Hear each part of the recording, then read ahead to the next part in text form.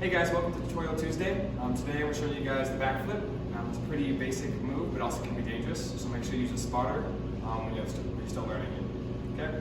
We'll show it to you fast, and then we'll go through step by step.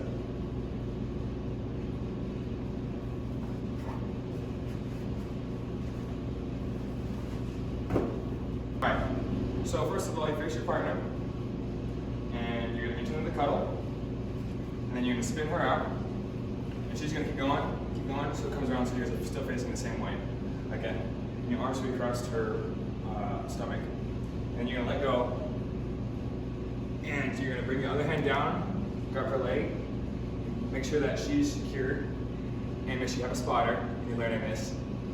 And then you're going to flip over and land. It's going to be a lot smoother when you do it faster, but for slow purposes. If you want to watch it slower, rewatch the video with slow and fast version. But yeah, that's back.